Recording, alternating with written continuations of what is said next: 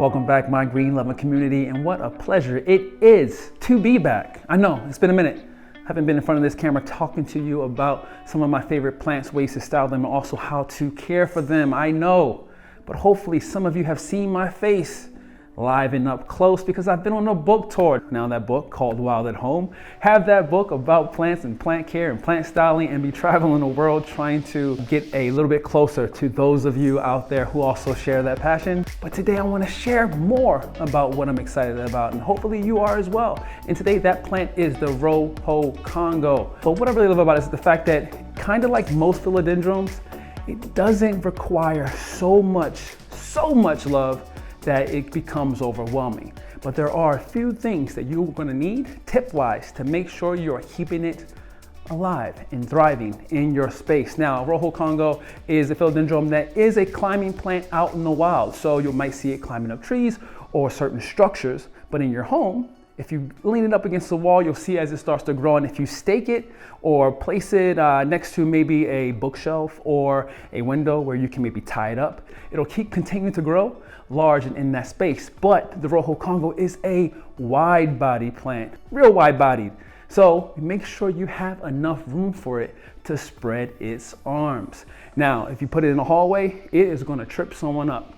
So make sure you place it in a space like I have it in my space, in a plant throne area, in a place that maybe is tucked in near a window so that it isn't going to create too much of a hassle for you and your guests or your pets or whomever to get around. Now, it does have sturdy foliage that is thick, beautiful, bright, dark green textures that when they are first developing, when they are first unfurling, they are this perfect color of burgundy, light reds, which are really nice, but then over time as that leaf matures, it becomes more green. When it comes to light, you'll see more growth, better growth, larger leaves when placed in brighter light, but it can tolerate, now the key word there is tolerate. It can tolerate medium to low light. Now you won't see as much growth as often, and you probably won't see as larger leaves. That's something that you want to maintain so that you don't have too much growth, so that the plant doesn't get too large into your space. Maybe pulling it away from the window, pulling it into that medium light is better for you. But what you're going to want to do is you want to make sure that you're giving it the right amount of water. Now, like other philodendrons that we always talk about, you want to make sure that the first top 2 inches of soil are completely dry before you water it. How do you understand that? You stick your finger in there. I know a lot of you are now buying moisture meters, which is cool, but I like to get my hands dirty. If I'm going to deal with plants, why aren't I being a part of the process? So I stick my finger in there, top 2 inches of soil are dry, I water it all the way through, making sure, let's get this right, making sure that water comes out of that drainage hole and into your base tray.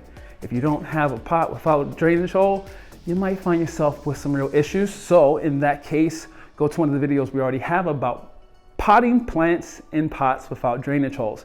I prefer pots with a drainage hole. So in this case, you want to make sure that water comes out into that base tray. Once it does, if it fills up, toss that water off that base tray and place your plant back on that tray. But if you see a little bit come out, let it sit there. Let that water sit there for at least about 30 minutes so that maybe that soil can absorb some more of that moisture before you decide to move on.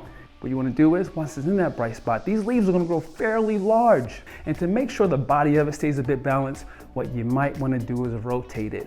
Just like your other plants, rotate it. So once it's leaning this way, turn it towards the sun so it can lean this way. So once it leans and it can get sturdy and straight up, then you'll have a plant that isn't leaning over, and then that what can cause your pot to end up falling over and breaking. So just make sure that you are keeping your plant balanced. When it's time to repot the plant, obviously you'll notice, like most plants, roots coming out of the drainage hole. But when it's time to repot it, or when it's time to pot it in the beginning, make sure you're placing it in a pot that is a well-draining pot.